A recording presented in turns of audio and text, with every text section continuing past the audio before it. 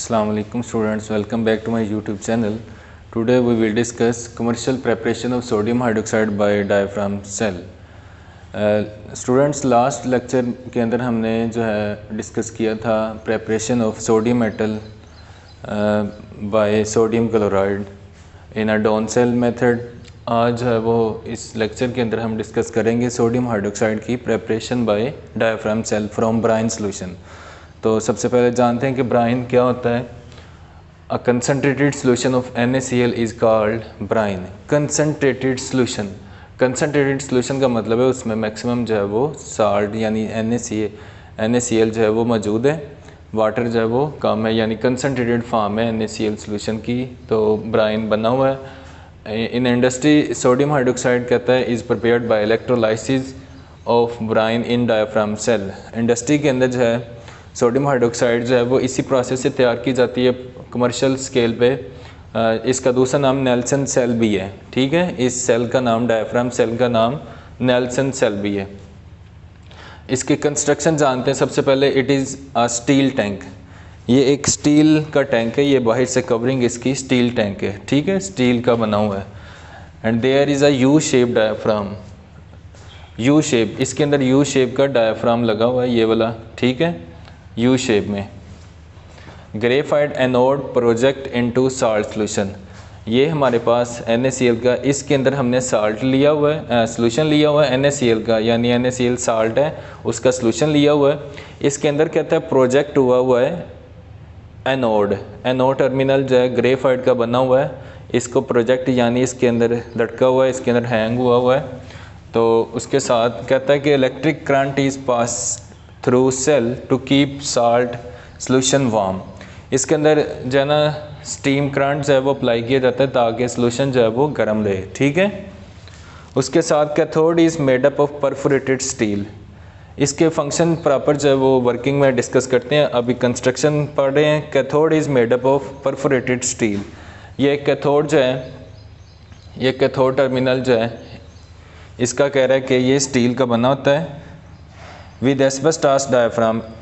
ये बाहर से तो परफोरेटेड होता है, लेकिन इसके अंदर जो है एक लेयर लगी होती है जिसको डायफ्राम एस्बेस्टॉस का नाम देते हैं। एस्बेस्टॉस केमिकल है, उसकी एक लेयर लगी होती है। Special device which keep constant level of salt solution. यहाँ पे हम इसका लेवल को मेंटेन करने के लिए ये जो है वो लेयर यूज़ करते हैं एस्बेस्टॉस की, ठीक है। अब इसके साथ हम डिस्कस करेंगे इसकी वर्किंग और रिएक्शन जो इसके अंदर केमिकल रिएक्शन जो है वो प्रोसीड होते हैं। तो स्टूडेंट्स इसकी कंस्ट्रक्शन के बाद जो है वो वर्किंग की बात करते हैं। वर्किंग के अंदर लिखा है कि brine introduced into cell and its level is maintain in this process. इस NaCl का इसके अंदर फिलिंग की जाती है और इसका लेवल जो है वो एक हद तक जो है वो मेंटेन किया जाता है ताकि ये जो है वो इधर से, ये परफोरेटेड फॉर्म है तो यहाँ से ये बाहर ना आ जाए, ठीक है। तो एक पॉइंट से, यानी एक मेंटेनेंस पॉइंट के साथ जो है वो नीचे मूव करे। When electric current is pass through कहते हैं, पास कहता है Cl राइजेज। जब इसमें से करंट पास किया जाता है तो इसमें Cl जो है वो Cl rises into dome like structure at the top of the anode.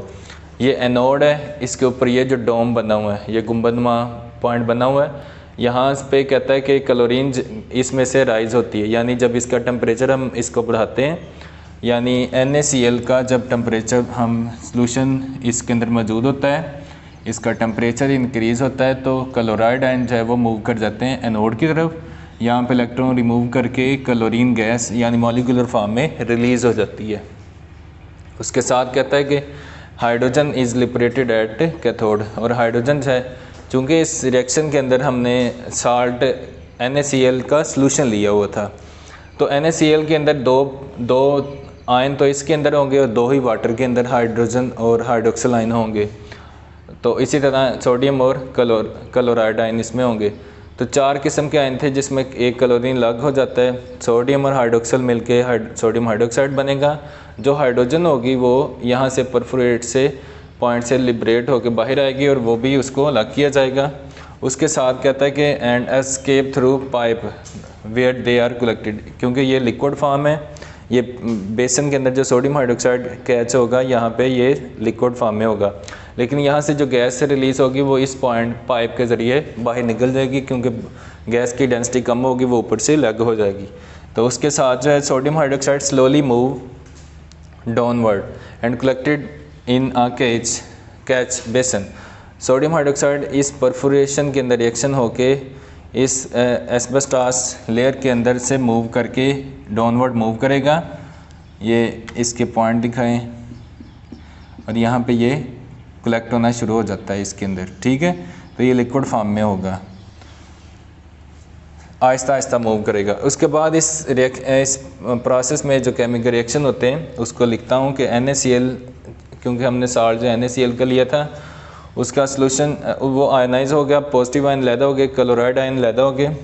इसके साथ जो इसकी ऑक्सीडेशन रिएक्शन है, यानी एनोड के ऊपर हमेशा ऑक्सीडेशन रिएक्शन होता है, तो इसमें क्लोराइड आयन नेगेटिव आयन जो है वो मूव करेगा एनोड की तरफ, यानी नेगेटिव चार्ज वाला आयन जो है वो एनोड की तरफ मूव करेगा।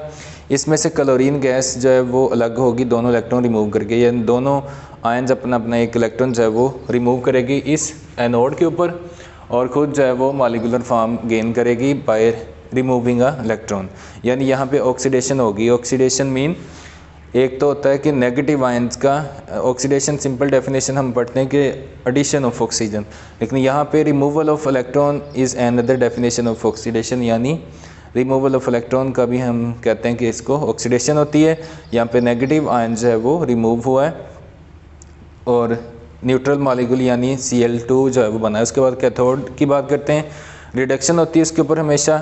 तो यहाँ पे वाटर मॉलिक्यूल, चूँकि उस साल्ट के अंदर ये जो हमने ब्राइन सोल्यूशन बनाया था उसमें वाटर मॉलिक्यूल भी मौजूद था, दोनों इलेक्ट्रॉन जो है इसकी रिडक्शन करते हैं, हाइड्रोक्सिल आयन लैदा हो जाता है, हाइड्रोजन मॉलिक्यूलर फॉर्म में लैदा हो जाता है, यानी सोडियम आयन इसके अंदर आ जाते हैं, हाइड्रोक्सिल आयन भी इस तरह इसके अंदर आते हैं। क्लोरीन जो है यहाँ से अलग होती है, हाइड्रोजन इस परफोरेटेड प्लेस से जो है ना वो आउट होके यहाँ से बाहर कलेक्ट कर ली जाती है। उसके बाद जो है ओवरऑल रिएक्शन इसके अंदर जो हमने देखा है कि NaCl जो है वो वाटर के साथ रिएक्शन देता है, सोडियम आयन जो है पॉजिटिव बनता है, हाइड्रोक्सिल आयन पॉजिटिव बनता है, साथ क्लोरीन और हाइड्रोजन बनती है।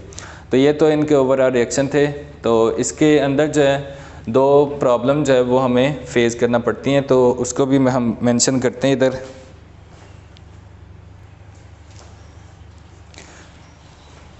कंस्ट्रक्शन और वर्किंग के बाद अब हम इसके प्रॉब्लम देखते हैं जो इस सेल के अंदर जो है वो हमें नज़र आते हैं ड्यूरिंग इसकी प्रोडक्शन के दौरान सोडियम हाइड्रोक्साइड की। पहला नंबर 1 है chloride ion produce can react with hydroxyl ion to give hypochloride ion. यहाँ पे कहता है कि क्लोरीन गैस जो है वो इसका रिएक्शन होता है हाइड्रोक्सिल आयन के साथ, अगर हो जाए तो ये क्या प्रोड्यूस करेंगे, हाइपोक्लोराइड आयन, और ये जो है इम्प्योर करेगी प्रोडक्शन को क्लोरीन गैस की। तो इसके साथ कहता है कि इसका सलूशन क्या है, यानी हमने क्लोराइड आयन को रिएक्ट नहीं होने देना हाइड्रोक्सिल आयन के साथ, क्योंकि अगर ऐसा होगा क्लोराइड आयन जो है हाइड्रोक्सिल आयन के साथ रिएक्शन देगा तो हाइड्रोक्सिल की सोडियम के साथ प्रोडक्शन में कंसंट्रेशन जो है वो कम हो जाएगी।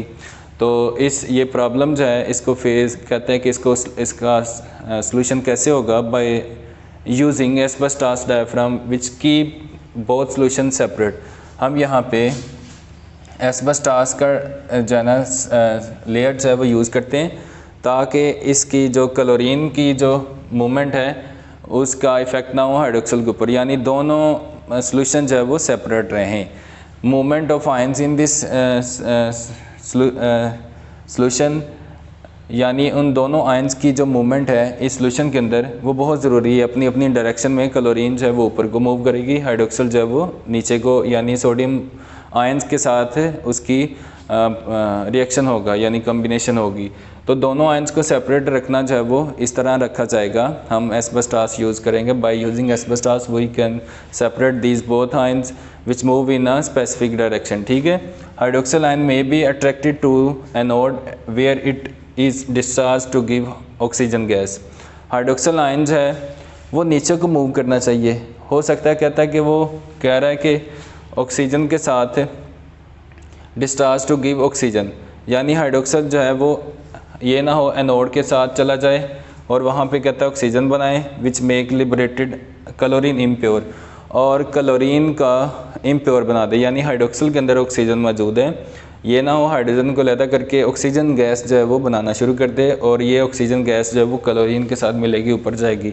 दूसरा इफेक्ट ये भी होगा कि ऑक्सीजन अगर बनेगी तो हाइड्रोक्सिल आयन की फिर भी कंसनट्रेशन जो है वो कम होगी, जो प्रोडक्शन हम लेना चाह रहे हैं यानी सोडियम हाइड्रोक्साइड।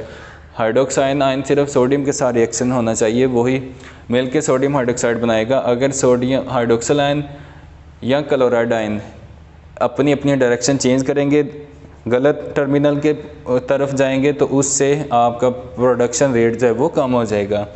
हाइड्रोक्सिल में भी अट्रैक्टेड टूवर्ड एनोड, यानी यहाँ से हाइड्रोक्सिल कहता है एनोड की तरफ जा सकता है और वहाँ पे लिबरेट करेगा, डिस्चार्ज करेगा ऑक्सीजन, और जो पहले से क्लोरीन ऊपर बननी है उसको इम्प्योर करेगा। तो हाइड्रोक्सिल ग्रुप ये रिएक्शन हो सकता है, ठीक है।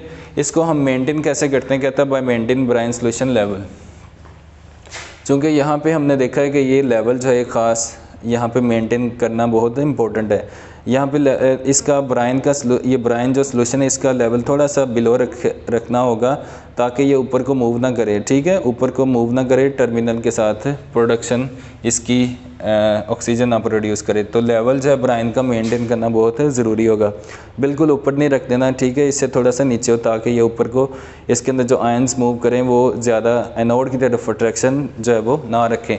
जितनी भी हाइड्रोक्सिल जो है वो होगा सोडियम के साथ मिले और सोडियम हाइड्रोक्साइड की प्रोडक्शन करे। तो ये था सेल जिसमें आज हमने डायफ्राम सेल से हमने सोडियम हाइड्रोक्साइड की प्रेपरेशन पढ़ी थी। तो कंस्ट्रक्शन, वर्किंग और साथ इसके केमिकल रिएक्शन थे और इसके साथ इसमें प्रॉब्लम जो थी ये हमने सॉल्व की है, ठीक है। तो उम्मीद करता हूँ कि आपको इसकी समझ आएगी इंशाल्लाह। लाइक और शेयर ज़रूर कीजिएगा और इंशाल्लाह मिलेंगे नेक्स्ट वीडियो में, तब तक के लिए अल्लाह हाफिज़।